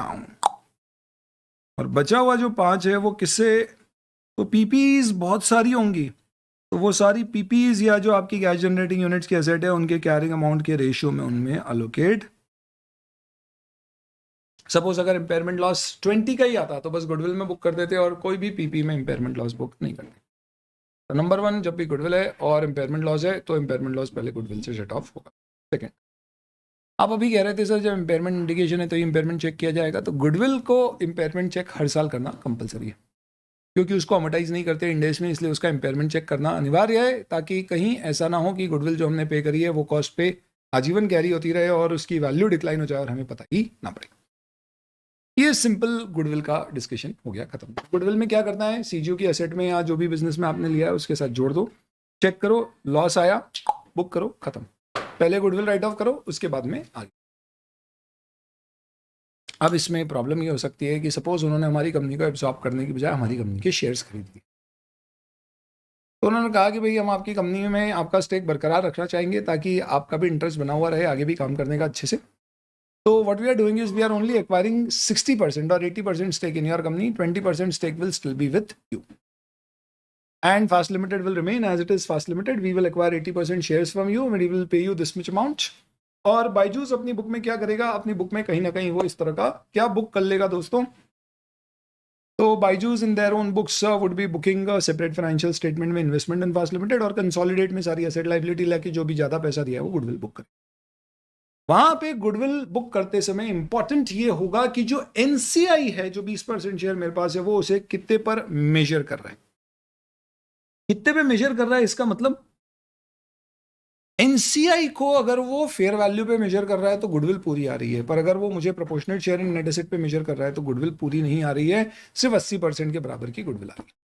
तो इसका इंपेयरमेंट टेस्ट थोड़ा सा ट्रिकी हो जाता है। तो अब अगला डिस्कशन हमें करना है कि अगर इंपेयरमेंट टेस्ट हम कर रहे हैं और एनसीआई को फेयर वैल्यू पे मेजर नहीं किया गया है तो क्या होगा। पहले समरी देखिए, फिर क्वेश्चन देखेंगे, उसके बाद सेट करेंगे। एग्जाम पॉइंट ऑफ व्यू से सबसे इंपॉर्टेंट डिस्कशन है इस पूरे इंडेक्स का। कूल, अगर NCI proportionate share in net asset पर मेजर हुई है तो जब आप इंपेयरमेंट लॉस गुडविल पे टेस्ट करो तो सबसे सही तरीका है कि आप एनसीआई को भी फेयर वैल्यू पे मेजर कर दो। इसका लॉजिक नहीं दे रहा हूं अभी, लॉजिक के लिए क्लास में आना, अभी मुद्दे की बात समझ लो, एग्जाम में क्वेश्चन कैसे सॉल्व होगा। अगर एनसीआई पीएसएनए पे है ना तो आप रीमेजर करना goodwill by taking NCI at fair value. Fair value अगर दी है तो ले लेना, पर ऑब्वियस सी बात है दी नहीं होगी, क्योंकि होती तो अपन फेयर वैल्यू पे ही मेजर करते हैं। तो जो पीसी का रेट है उसी रेट से एनसीआई निकाल लेना प्रो रेटा बेसिस पे। भले ही पीसी में कंट्रोल प्रीमियम होता है, पर अब आपके पास इन्फॉर्मेशन नहीं है तो यही करेंगे। फुल वैल्यू से गुडविल आ जाएगी तो गुडविल ऑब्वियसली पी एनसीआई जितनी थी उससे ज्यादा आएगी, अगर तो गुडविल भी बढ़ जाएगी। फिर आप गुडविल रीस्टेट करने के बाद, एनसीआई को फेयर वैल्यू पे निकालने के बाद, उस पर्टिकुलर कंपनी के सारे असेट्स प्लस रीस्टेटेड और रिवाइज्ड गुडविल के रिकवरेबल अमाउंट को कंपेयर करके लॉस निकालना। सबसे पहले लॉस किससे एलोकेट होगा, गुडविल से। अब आप बताइए क्या हो रहा है, फास्ट लिमिटेड के इंपेयरमेंट लॉस बुक कर रहा है कौन, बायजूस कंसोलिडेटेड में। तो ऑब्वियसली बात है कि फास्ट लिमिटेड में लॉस बुक होएगा तो उसका 80% इंपैक्ट बायजूस को आएगा और 20% इंपैक्ट मुझे आएगा, क्योंकि मेरे पास भी इसके शेयर। तो बायजूस पूरा का पूरा लॉस अपने प्रॉफिट से माइनस नहीं करेगा, अलोकेट करेगा। गुडविल में जो इंपेयरमेंट लॉस आएगा उसे प्रोरेटा बेसिस पे एनसीआई का जो शेयर है उसमें अलोकेट होगा और पेरेंट का शेयर पेरेंट में अलोकेट होगा। बस फिर आप एनसीआई का ये शेयर इग्नोर कर दो। क्यों, क्योंकि एनसीआई एक्चुअल में फेयर वैल्यू पे नहीं होती, पीएसएनए पे होती, proportionate share in net assets पे। तो एनसीआई ऑलरेडी कम आती है, आपने पहले बढ़ाई फिर लॉस बुक करा और उसे इग्नोर कर दिया, तो ना बढ़ी ना घटी, ऐसा हो गया। इसके पीछे लॉजिक क्या है वो समझने की कहानी अलग है, उसके लिए फिर अपने क्वेश्चन आंसर की जो सोल्यूशन सीरीज है उसमें मैं बकायदा आपको लॉजिक बताऊंगा, देखना। अभी आप एग्जाम पॉइंट ऑफ व्यू से सॉल्व कैसे करना है, तो सिंपल है, आप एनसीआई को फेयर वैल्यू पे मेजर करके इंपेयरमेंट लॉस गुडविल का निकाल के एनसीआई का रेट और पेरेंट के रेट में बांट के जो एनसीआई का उसको इग्नोर कर दो, पेरेंट का बुक कर लो। अगर impairment loss goodwill right of पूरा कर रहा है और ज्यादा लॉस है तो वो एक्सेस लॉस फिर सीजीओ एसेट से बुक होगा, उसमें एनसीआई और सब्सिडरी दोनों, सॉरी पेरेंट दोनों का शेयर होगा और वो एनसीआई का जो शेयर है वो बुक करना पड़ेगा, वो इग्नोर नहीं होगा। कितना भी कर ले, इसको सबसे सही तरीका समझने का एक क्वेश्चन लेके ही हो। तो let us take one particular question on this to understand in case कैसे अपन इसको असेस करेंगे। Let's see this one. सारा खेल ही दोस्तों किसका है, गुडविल सबसे इंपॉर्टेंट लेंथी डिस्कशन है इस इंडेक्स का। 80% शेयर बी लिमिटेड के 3200 पे एक्वायर किए, जिस दिन 3000 उसकी आइडेंटिफाइबल नेट एसेट थी और एनसीआई पीएसएनए पे मेजर की गई थी। तो पीएसएनए का मतलब 600 पे मेजर करी होगी एनसीआई ₹3200 पीसी है, 3800 हो गया टोटल, 3000 की एसेट है, 800 की गुडविल आ गई, पर ये पार्शियल है। नेक्स्ट फाइनेंशियल ईयर के एंड पे कैरिंग अमाउंट 2700 हो गया, ठीक है, डिप्रिसिएशन वगैरह लगा होगा, तो जो अभी असेट्स आपकी 3000 की हो 2700 हो गई, ठीक है। और रिकवरेबल अमाउंट 2000 हो गया। इम्पेयरमेंट लॉस चेक करना है आपको, तो हर साल चेक करना ही पड़ेगा, गुडविल है तो इसलिए चेक करना है। और गुडविल का इम्पेयरमेंट लॉस जिसके सीजीयू का वो पार्ट है उस पूरे सीजीयू के साथ ही चेक होएगा, क्योंकि गुडविल अलग से कोई पैसा कमा के देती नहीं। क्या करना है बहुत ध्यान से समझो, मुझे इम्पेयरमेंट लॉस चेक करना है किसका, सब्सिडरी का, जिसमें जिसकी कंसोलिडेटेड फाइनेंशियल स्टेटमेंट में दो एसेट है, गुडविल और अदर। गुडविल 800 की है और अदर 2700 की, टोटल 3500। इसका रिकवरेबल अमाउंट मात्र 2000 है, तो there has to be an impairment loss. क्या होता है दोस्तों, अगर आप इन दोनों को कंपेयर कर लेते तो मामला बिगड़ जाता, क्योंकि ये रिकवरेबल अमाउंट क्या है, पूरा बिजनेस आज बेचोगे तो उसकी कीमत है, यानी इसमें full value of goodwill consider हो रही है, जबकि ये 3500 में फुल वैल्यू ही नहीं है। इस कारण से गुडविल को अपने को पहले क्रॉसअप कर, तो अगर एनसीआई 600 पे मेजर पीएसएनए से नहीं की जाती और फेयर वैल्यू पे मेजर करते, तो एनसीआई कितनी होती, 3200, 80% का स्टेक है तो 20% कितना होगा, 800। तो एनसीआई 200 रुपये से ज़्यादा आती तो ऑब्वियस सी बात है गुडविल भी 200 से ज़्यादा आती। तो आप क्या करिए, आप मान लीजिए कि आपकी गुडविल 3700 फुल वैल्यू और एनसीआई 1000। इम्पेयरमेंट लॉस 1700 है। सबसे पहले गुडविल, गुडविल कितनी अपन ने रिकम्प्यूट करी है 1000, तो 1000 का इम्पेयरमेंट लॉस किससे बुक होएगा, गुडविल से। और 700 किससे बुक होएगा, सीजीयू की बाकी सारी एसेट से। इस 1000 का अलोकेशन क्या होगा, 800 और 200, एनसीआई का 200, ये इग्नोर करना है, ये पेरेंट है, ये बुक करना है। और ये 700 का अलोकेशन क्या होगा, 80, 20, 560 और 140, ये एनसीआई है और ये पेरेंट है, ये दोनों ही बुक करना है, इसमें कुछ भी इग्नोर। तो इस लॉजिक से आपको यहाँ पे क्या करना पड़ेगा, you will have to show consolidated financial statement में टोटल इम्पेयरमेंट लॉस कितना हो जाएगा। तो आपका जो लॉस अभी दिख रहा है 1700, इसे आप जब बांटोगे तो 200 इग्नोर करो, तो टोटल 1500 का लॉस बुक। और ये 1500 का लॉस में से 800 गुडविल का, 700 अदर एसेट्स का। ये जो 800 का गुडविल है का लॉस है, ये 100% लॉस कौन बियर करेगा बेटा, ये पेरेंट बियर करेगा। तो पेरेंट को कितना लॉस बियर करना पड़ेगा, 800 प्लस 560, और एनसीआई कितना बियर करेगा, सिर्फ और सिर्फ 140। तो आपकी एनसीआई अदरवाइज पहले कितने की आ रही थी, 600, उसके बाद जो भी चेंजेस होंगे उसमें से 140 कम, ये ऐसे सॉल्व है।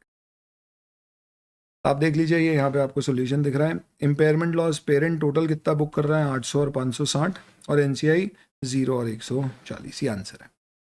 अब ये कहते हैं कि सपोज 2800 होता रिकवरेबल अमाउंट, तो क्या होता। तो देखो 3700 में 2800 है तो 900 ही होगा, ये 900 पूरा इम्पेयरमेंट लॉस किससे एडजस्ट होगा, गुडविल से। गुडविल 1000 की है, और अलोकेट कैसे होएगा ये, तो आप अलोकेट करेंगे तो ये कितना हो जाएगा, 800 और 200। तो now what we will have to do is, इसको ऐसा करने की बजाय वी विल हैव टू से, भैया ये 900 का इम्पेयरमेंट लॉस है, 1000 मेरी गुडविल है, तो पूरा का पूरा किससे अलोकेट होगा, गुडविल से। तो 900 कितने में जाएगा, 20% आपका 180 एनसीआई में, और 80% 720 पेरेंट में। पेरेंट का बुक कर दो, एनसीआई का इग्नोर कर दो, तो एनसीआई में कोई इम्पेयरमेंट लॉस गुडविल का नहीं है, पेरेंट में और अदर एसेट्स में। ये बातों ही बातों में आपका क्या एडजस्टमेंट हो जाता है, किस तरह से आप क्या हैंडल करोगे दोस्तों गुडविल। कब, कंसोलिडेटेड फाइनेंशियल, ठीक है। आई होप ये क्लियर है सबको। तो गुडविल का इम्पेयरमेंट लॉस का जनरल रूल क्या है, एटलीस्ट एनुअली टेस्ट करना ज़रूरी है। इन स्पेसिफिक केसेस में हो सकता है ना चेक की जाए, बिजनेस के रिकवरेबल अमाउंट से चेक करी जाती है, क्योंकि इसका खुद का कोई रिकवरेबल अमाउंट नहीं होता है। लॉस आता है तो पहले गुडविल से राइट ऑफ किया जाए। अब कुछ स्पेसिफिक केसेस डिस्कस करते हैं। आप यूँ समझो कि मैंने, लेट्स से BMW कंपनी खरीद ली, क्या बात कर रहे हो सर, BMW गाड़ी नहीं रहे, कंपनी, छोटी बात मत कर, फेंकना ही है तो बड़ी फेंकू। तो वो BMW कंपनी की, let's say for example $100 billion, जिसको अब मैं 100 बोलता हूँ, नेट एसेट्स की 100 आ रही थी वर्थ, और मैंने पूरी की पूरी कंपनी 130 में एक्वायर कर ली, 100% कंपनी एब्जॉर्ब कर ली, तो गुडविल कितने की आ गई? 30। अभी एक्चुअल में जब मैंने BMW एक्वायर किया है तो BMW के प्राइमरीली अगर आप देखें तो 3 बिजनेसेस हैं, एक गाड़ी, एक बाइक्स एंड एक साइकिल्स। वो जो किक में सलमान भाई ने साइकिल छोड़ी थी ना, वो BMW की थी। धूम में जो गाड़ी आमिर भाई ने चलाई थी, वो BMW। वो कार जिसमें अपन नहीं घूमते हैं, वो BMW की। 3 उनके बिजनेसेस हैं, कई सारे उससे रिलेटेड एसेट्स। अब सुनिएगा, क्या मुझे जो गुडविल मैंने पे करी है, तो $100 बिलियन की $130 बिलियन में खरीदी, 30 मैंने क्या किया है, एक्स्ट्रा गुडविल का पे किया है। Question is this 30 goodwill which I paid for the whole company of BMW, does that relates completely to cars or to bicycle business or to motorcycle business or relates to each of them, all of them? Indies कहता है कि when you acquire a business, the goodwill which you pay, it so may happen that that business could have multiple businesses, or that company could have multiple businesses, and that goodwill could be allocable to one of these businesses on some logical basis and not on arbitrary basis. तो अगर आपकी goodwill allocate है तो let's allocate it. तो अगर question में दिया जाता है कि भाई ये जो हमने खरीदा है बिजनेस, इसमें गुडविल हमने 30 की पे करी है, which is allocable in the ratio of 3:2:1, क्योंकि सबसे ज़्यादा लोग BMW कार्स को पहचानते हैं, लेट्स से उसकी गुडविल सबसे ज़्यादा है क्योंकि उसका बिजनेस भी सबसे ज़्यादा बड़ा है, and then it is motorcycles and then bicycles. तो आप क्या करोगे, आप ये बोलोगे कि okay 130 was the PC, 100 was the identifiable net assets, 30 is the goodwill. Let's allocate it to its 3 business: car, mopeds, and bicycles. In the ratio given in the question, 3:1, which will make 5, 15, 10, and 5. और फिर car CGU पे मुझे impairment check तो करना ही पड़ेगा क्योंकि goodwill का impairment check अनिवार्य है। सिमिलरली मोपेड का भी, बाइसिकल का भी, सब पे इंपेयरमेंट चेक कर दूंगा, कहीं पे भी लॉस आएगा पहले गुडविल, बाद में CGU की एसेट से बुक कर, इतना आसान है, खत्म। और क्वेश्चन कई बार एग्जाम में क्या करता है, आपको बोलता है goodwill is allocable on some rational basis, पर बेसिस नहीं देता। तो क्या बेसिस आप अज्यूम करोगे? सुन लो ध्यान से, सबसे सही बेसिस होगा फेयर वैल्यू ऑफ असेट्स। तो जब आपने ये बिजनेस खरीदा था 130 के PC में, जिसमें 100 की आइडेंटिफाइबल नेट एसेट थी, उस दिन गाड़ी के बिजनेस के नेट आइडेंटिफाइबल एसेट की फेयर वैल्यू क्या थी? मैंने बोला उसकी फेयर वैल्यू थी 80 और बाकी 10-10 थी बाइक और साइकिल। तो आप 8:1:1 के रेशियो में बांट दीजिए, तो मोस्ट प्रेफर्ड तरीका है। तो मैनेजमेंट का गिवन है तो वो ले लो, नहीं तो fair value on date of acquisition. पर हो सकता है कि एक्विजिशन हुआ हो 10 साल पहले का, उस दिन की फेयर वैल्यू आपको क्वेश्चन में नहीं दी हुई हो और बोला है गुडविल अलोकेट करना है, तो आपके पास कोई ऑप्शन ही नहीं बचेगा एक्सेप्ट जो तीनों CGUs में अलोकेट करना है आपको उसके कैरिंग अमाउंट के रेशियो में। इंडेस कहता है कि अगर उसकी रिमेनिंग यूजफुल लाइफ दी है तो उसे मल्टीप्लाई कर देना। क्यों? क्योंकि जिसकी लाइफ ज़्यादा उसमें गुडविल ज़्यादा समय तक यूज होगी। तो रेट लेने के लिए carrying amount into the remaining useful life का वेट ले लेना। तो in ratio of carrying amount पर यूजफुल लाइफ अगर दी हुई है तो carrying amount of CGU into useful life. ये सिर्फ एक रेशियो है, जब क्वेश्चन में इंफॉर्मेशन नहीं दी है तो गुडविल अलोकेट करने का, बाकी पूरा सिस्टम सेम रहेगा। पर सपोज मैं कहता हूं कि नहीं, मैं कोई भी लॉजिक से BMW की जो 30 की गुडविल दी है उसको कार, मोपेड्स और बाइसिकल डिवीजन में अलोकेट नहीं कर सकता, तो फिर कोई प्रॉब्लम। फिर उस केस में आपको इंपेयरमेंट चेक गुडविल का करना है। तो अब आप क्या करोगे, सुनो। नंबर 1, ये तीनों डिवीजन में किसी में भी अगर इंपेयरमेंट इंडिकेशन है तो आप उस पर इंपेयरमेंट चेक कर लो, गुडविल को साइड रखो, तीनों पे चेक कर लो। किसी में नहीं है, किसी में मत चेक, खत्म। और फिर उसके बाद आपको एक एक्स्ट्रा चेक करना पड़ेगा BMW का बिजनेस एज अ होल, जो अब मेरी कंपनी में। जिसमें मैं इन तीनों के सारे CGUs के कैरिंग अमाउंट ऐड करूंगा, टोटल गुडविल 30 की ऐड करूंगा, और ये तीनों डिवीजन आज मार्केट में बेचता हो तो इसका क्या रिकवर अमाउंट है वो निकालूंगा, और फिर उसके बेसिस पे मैं देखूंगा कितना इम्पेयरमेंट लॉस है, और है तो पहले गुडविल, और गुडविल के बाद फिर इंडिविजुअल CGUs की असेट से ट्रेड करूंगा। वहां ध्यान रखूंगा ऑलरेडी कोई CGU अगर रिकवरेबल अमाउंट ऑलरेडी उसका रिकवर अमाउंट कैरिंग अमाउंट के बराबर या उससे ज्यादा है तो एक्सेस इम्पेयरमेंट लॉस इग्नोर कर दिया। तो अलोकेट नहीं होगा तो इस तरह से आपको हैंडल करना है। ये समरी दी हुई है, अलोकेबल टू CGU है, इम्पेयरमेंट टेस्ट आप उस CGU के लेवल पे कर लो, मल्टीपल है तो उसके लेवल पे कर लो, नॉन अलोकेबल है तो उस केस में आप CGU में इम्पेयरमेंट इंडिकेशन है तो इग्नोरिंग गुडविल इम्पेयरमेंट टेस्ट कर लो।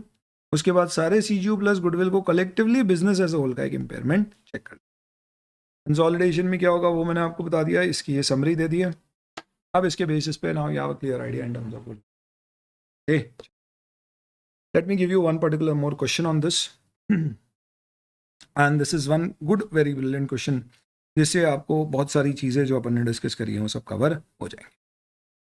सन लिमिटेड एक एंटिटी है जिसकी बहुत सारी सब्सिडी है, और ये books of accounts her year and पे 31 मार्च पे क्लोज करता है। 1 जुलाई पे इसने 80% इंटरेस्ट प्लूटो में एक्वायर किया, 8 लाख शेयर्स प्लूटो के एक्वायर किए, issuing 2 equity shares for every 5 acquired. Fair value उस दिन 4 रुपये पर शेयर थी, और प्लूटो की 1.4, कॉस्ट ऑफ इशू 5% थी।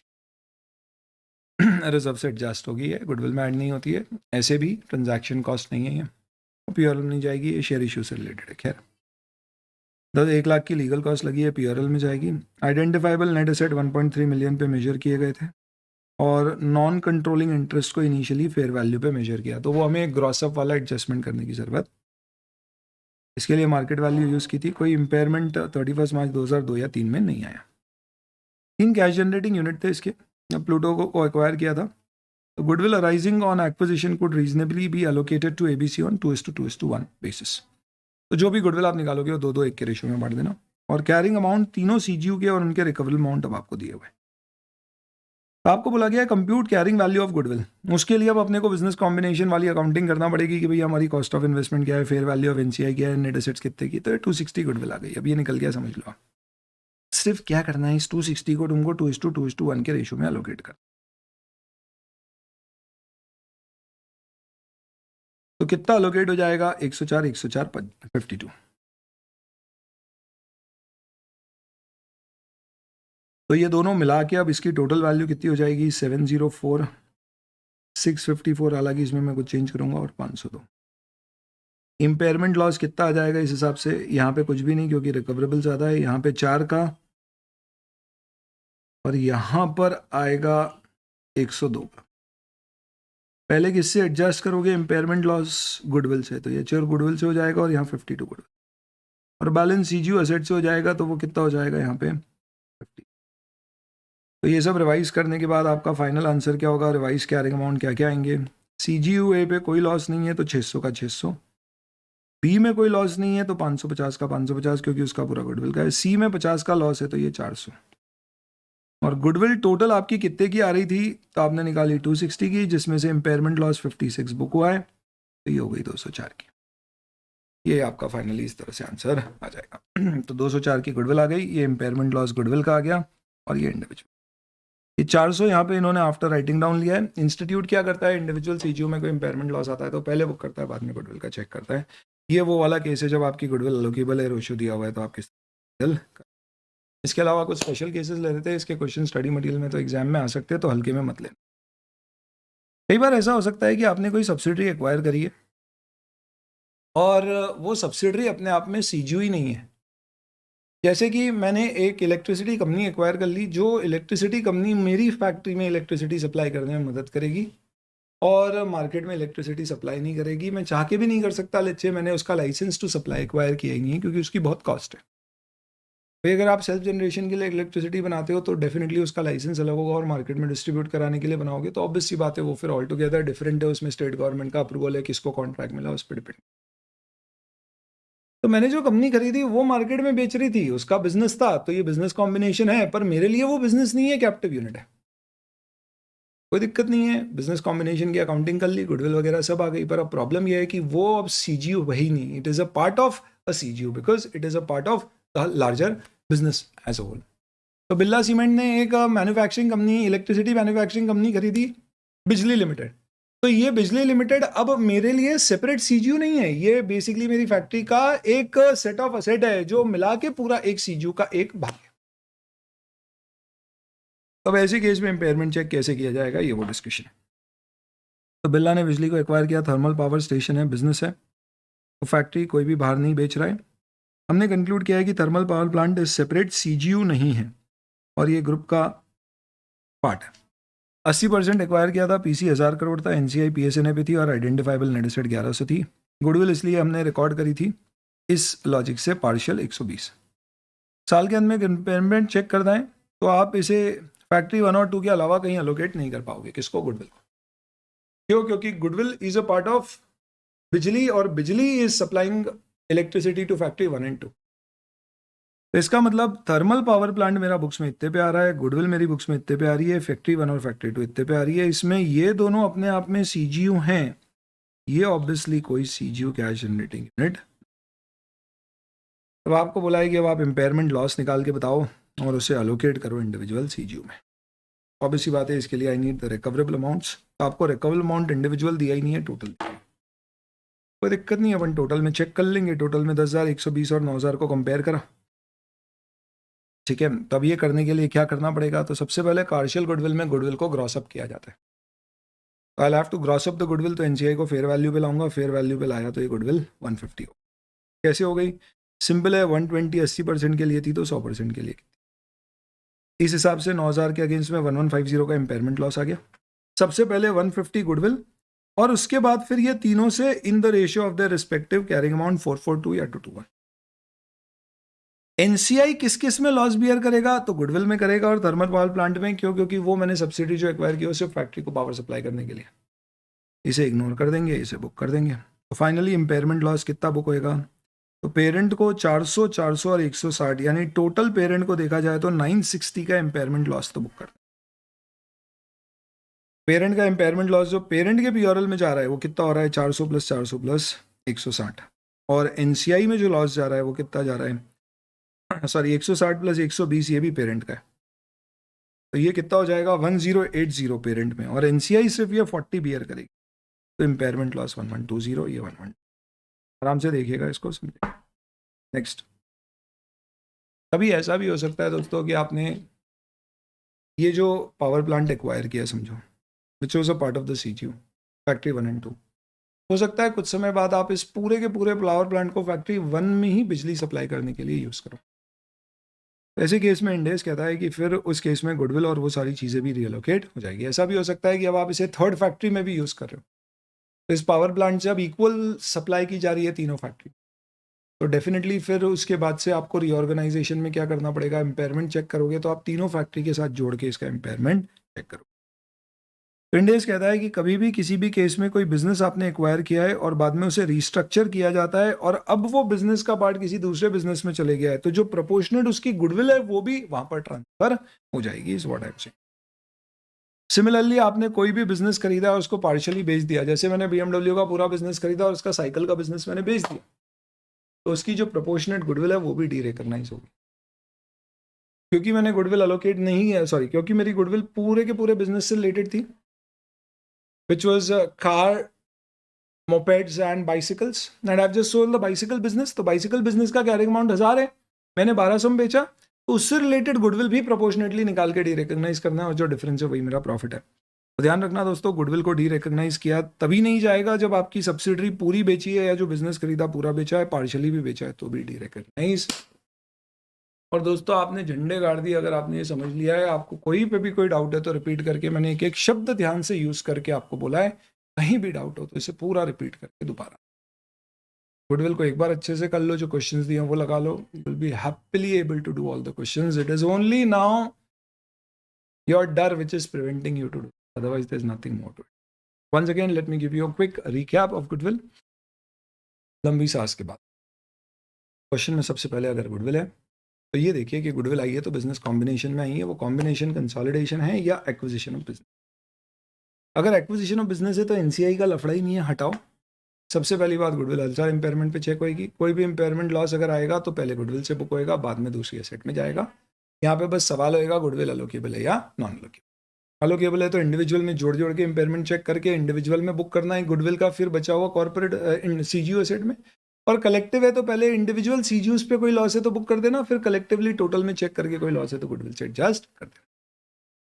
पर अगर एनसीआई का क्वेश्चन है यानी कंसोलिडेशन का है तो सबसे पहले एनसीआई फेयर वैल्यू पे है तो नॉर्मल सॉल्व कर देना, और आखिरी में आंसर में ये देख लेना कि जो इम्पेयरमेंट लॉस आया है वो एनसीआई और पेरेंट दोनों में बांटना। एनसीआई 20% है तो total impairment loss 20% subsidiary bear करेगी। क्यों? क्योंकि फास्ट में लॉस हुआ और 20% अगर बाईजूस ने एक्वायर किया, मेरे को 20% रखा है, तो बाईजूस का लॉस भी 80% ही होगा क्योंकि उसने स्टे किया 80% लिया। तो मेरी गुडविल अगर फास्ट की गुडविल इम्पेयर होगी खुदा ना खास्ता, तो उस केस में ऑब्वियस सी बात है मुझे भी लॉस होगा और उसे।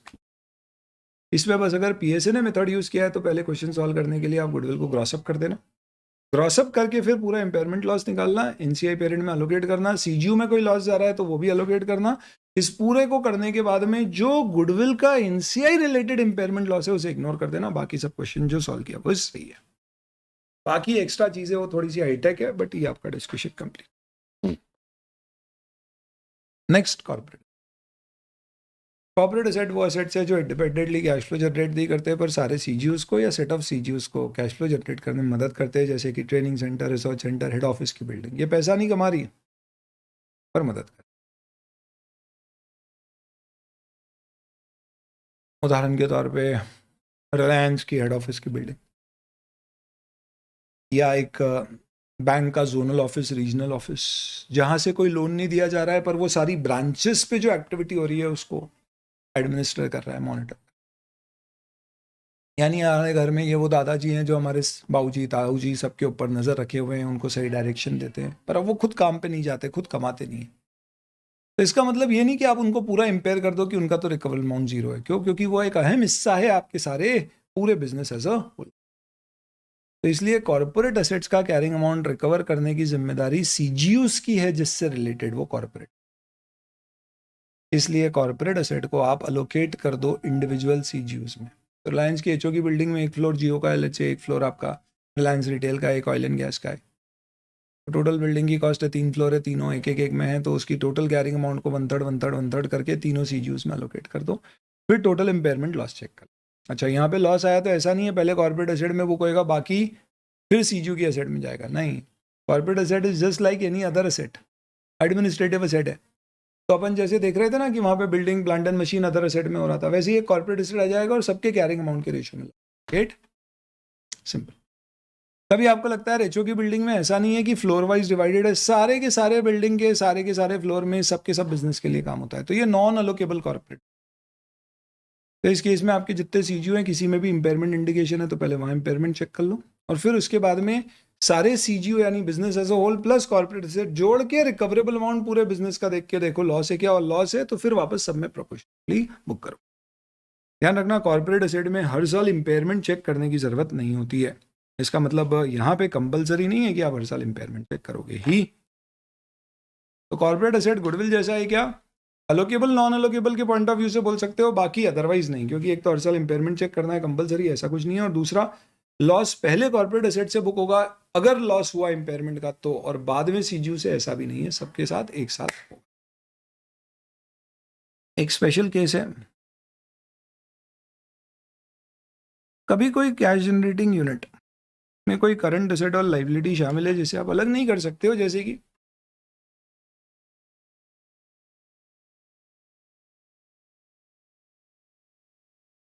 हम ये मानते हैं कि हमारी हर होटल अपने आप में एक कैश जनरेटिंग यूनिट है, Tata. One hotel obviously is one CGU and not one asset because it is land, building, fixtures, furniture, lot of things. अब इसमें कई जगह लैंड लीज पे ली हुई है और उसमें बहुत सारा सिक्योरिटी डिपॉजिट दे रखा है जो रिफंडेबल है। टेक्निकली स्पीकिंग वो भी सीजीयू का पार्ट है, क्योंकि वो होटल बिना उस रेंट डिपॉजिट के चल नहीं सकती, लीज डिपॉजिट के चल नहीं सकती। बट क्योंकि वो एक रिफंडेबल डिपॉजिट है यानी फाइनेंशियल एसेट है, तो उस पर इंडेस 109 लगेगा इंपेयरमेंट का, 36 नहीं लगेगा। तो इंडेस ने बोला है कि ऐसी सिचुएशन में आप सीजीयू के कैरिंग अमाउंट में उस रेंट डिपॉजिट को भी शामिल करना। तो आपका कैरिंग अमाउंट ऑफ एसेट में उसका भी कैरिंग अमाउंट ऐड कर देना। और जब आप फ्यूचर कैश फ्लोज निकालोगे तो वो जब डिपॉजिट रिफंड होके कैश फ्लो आएगा तो उसे भी शामिल कर दे।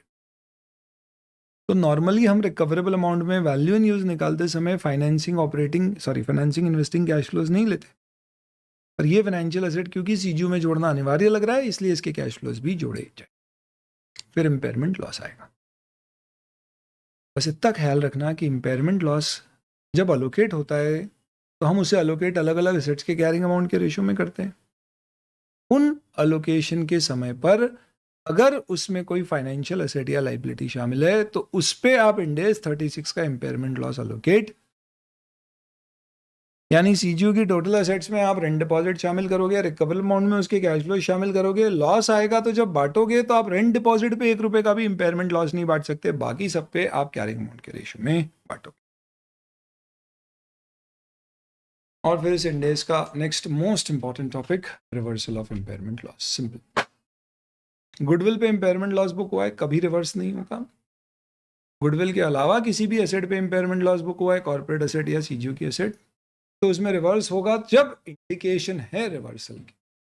यानी ऐसा नहीं हर साल एवं ही चेक करते देखते कभी प्रेजेंट वैल्यू बढ़ गई तो रिवर्स कर देते, ये नहीं चलेगा। इंडिकेशन से, इंडिकेशन हो सकते हैं जिन कारण से इम्पेयरमेंट हुआ था वो रिवर्स हो गए या नए इंप्रूवमेंट हो गए। जैसे प्लास्टिक का मेरा बिजनेस था, सरकार ने बैन कर दिया तो बड़ा इंडिकेशन था, इम्पेयरमेंट लॉस चेक किया, फैक्ट्री इम्पेयर कर दी।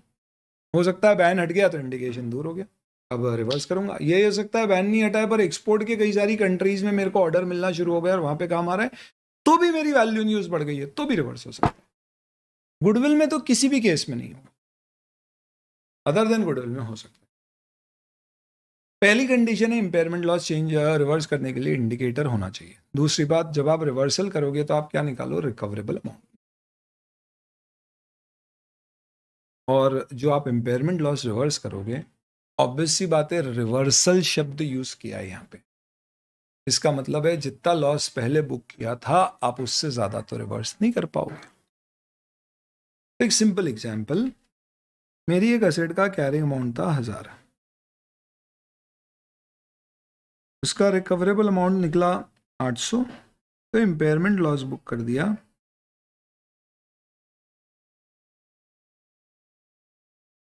ये कहानी 2022 की।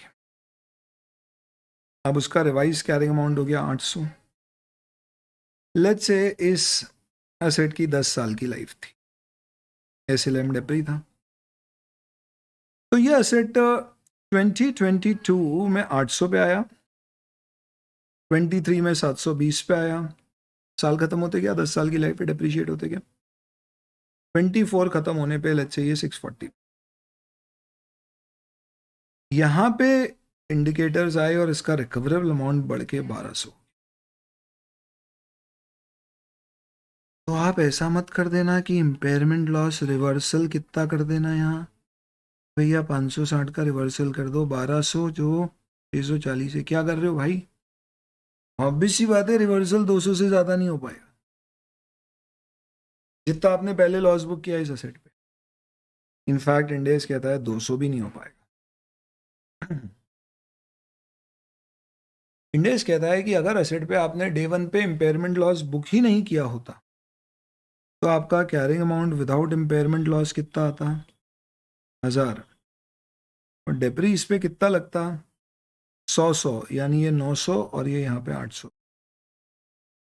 तो अब आप इसे ज़्यादा से ज़्यादा 800 पे ला सकते हो, यानी इम्पेयरमेंट लॉस रिवर्सल 160 से ज़्यादा नहीं, विच इज़ नथिंग बट 200 में 2 साल का डिप्रिसिएशन आपने क्या किया, देखो 200 आज इम्पेयर कर दिया ना तो ये 10 साल में अदरवाइज डिप्रिशिएट होता, अब आज इम्पेयर हो गया तो अगले 2 साल में इस पे 20-20 जो डिप्री लगा वो नहीं लगा। तब आप इम्पेयर रिवर्स करोगे तो आप ये बोलोगे डिप्री अदरवाइज लगता 20-20 का, तो ये 160 से ज़्यादा रिवर्सल नहीं होगा, तो मैक्सिमम रिवर्सल आपका, और यही रिवर्सल। ऑब्वियस सी बात है कि अगर आपका रिकवरेबल अमाउंट सपोज कभी 800 ही नहीं होता और रिकवरेबल अमाउंट ही 700 होता तो डेफिनेटली फिर इम्पेयरमेंट लॉस अपन 60 रिवर्स करते। इट गोज विदाउट सेइंग कि भैया अगर लेट्स से कलर चेंज करके बताता हूँ कि अगर सपोज 700 होता रिकवरेबल सपोज, तो रिवर्सल 60 होता। कैसे भाई, आप अभी बुक्स में आ रहा है 640 तो 60 रिवर्स करके 700 पे ले, रिवर्सल कहाँ से होगा? पीआरएल से, अनलेस पहले आपने रिवैल्यूएशन रिजर्व से एडजस्ट किया था तो हो सकता है रिजर्व का इम्पैक्ट। ये सारी कहानी है, आपको पढ़ना है, पढ़ लेना जितना पढ़ना है। एक क्वेश्चन बता देता हूँ, सुपर्ब क्वेश्चन है, बेस्ट पॉसिबल। सीजीयू पे इम्पेयरमेंट लॉस का रिवर्सल बताया मैंने, मस्त। और गुडविल भी है इसमें। एक कैश जनरेटिंग यूनिट है जिसमें 3 बसेस में चला रहा हूँ और गुडविल भी है। रिमेनिंग लाइफ 10 साल है सारी बसेस की। कैरिंग अमाउंट 2000 है हर बस का, और ये रिकवरेबल अमाउंट है। गुडविल का ये कैरिंग अमाउंट बुक्स में आ रहा है, और ये सारी 31 मार्च 2022 को हुआ है जब इम्पेयरमेंट इंडिकेशंस थे। और recoverable amount CGU as a whole का 5700 है। तो देखो, कैरिंग अमाउंट 2000 2000 2500, टोटल 6500 हो गया। रिकवरेबल अमाउंट पूरे का 5700 हो गया। इंडिविजुअल रिकवरेबल अमाउंट तीनों के पता है, क्योंकि बस तो इंडिविजुअली चल रही है तो कैश फ्लोज निकल रहे हैं। तो टोटल इंपेयरमेंट लॉस मेरा आ गया 800। फर्स्ट गुडविल से 500 एडजस्ट हो गया। इसमें कोई एनसीआई नहीं है तो फेयर वैल्यू वाला कंसेप्ट नहीं, बचा 300। इसमें कोई एलोकेट होगा नहीं क्योंकि ऑलरेडी रिकवर अमाउंट के ऊपर है। बचा 2000 2000 के रेशियो में, 1:1 के रेशियो में 300 150 150। पर इसमें 100 से ज़्यादा नहीं हो सकता, तो बचा हुआ 200 इसमें हो गया। रिवाइज्ड कैरिंग अमाउंट ये सब होने के बाद ये 2000 हो गया, ये 100 बुक करने के बाद 1900 हो गया, ये 200 बुक करने के बाद 1800 हो गया। अब क्या है आगे की कहानी? 2 साल बाद 31 मार्च 2024 में, तो 2 साल में डेप्रिसिएशन लगा होगा। आपको क्वेश्चन में दिया हुआ है कि इनकी लाइफ 10-10 साल बाकी थी। तो 2000 पे 200 से 2 साल में 400, इस पे 190 से 380 और इस पे 180 से 360। ये नया कैरिंग अमाउंट है इनका। अब क्वेश्चन कहता है कि रिकवरेबल अमाउंट पहले से बेहतर हो गया, अज्यूमिंग की कोई कंडीशंस इंप्रूव इसलिए, और 4750 हो गया, तो आप रिवर्सल बताइए। तो अब आप इन तीनों का टोटल लगाते हो ना, तो वो आता है 4560। अब रिकवरेबल अमाउंट हो गया है 4750, यानी कि अब आप चाहो तो 190 का रिवर्सल बुक कर सकते हो। पहले कितना इंपेयरमेंट लॉस बुक हुआ था, तो देखो गुडविल में तो कोई रिवर्सल हो ही नहीं सकता है कभी भी। इसके अलावा 300 हुआ था, तो 300 में से 190 रिवर्सल बुक करना है, कोई दिक्कत नहीं, कर दो। तो ऐसा नहीं। मैक्सिमम रिवर्सल के लिए आपको एक चीज का ख्याल रखना है कि आपका असेट जो उसका ओरिजिनल कैरिंग अमाउंट आता बिना इंपेयरमेंट लॉस का, उससे ऊपर भी नहीं जाना चाहिए। तो अगर इंपेयरमेंट लॉस बुक नहीं होता तो ये तीनों 1600 पे आते। तो मैक्सिमम रिवर्सल कितना हो सकता है? 80 और 160, यानी 240। पर क्योंकि यह 190 है तो आंसर आएगा 190 किस रेशियो में? कैरिंग अमाउंट के रेशियो में 60 पर 20। या जो लॉस पहले अपन ने जिस रेशियो में बुक करना था उस रेशियो में, which is 1:2। Earlier impairment loss ratio. अगर सपोज कभी यहां पे बोला जाता कि रिकवरेबल अमाउंट 4750 की बजाय 4900 है, तो अच्छे कलर कोडिंग कर देता हूं इसको करके, सब पिंक ले लेते हैं, बेबी पिंक। तो 4900 से अगर मैं इसे कंपेयर करूं तो रिवर्सल मैक्सिमम कितना हो सकता था? 340।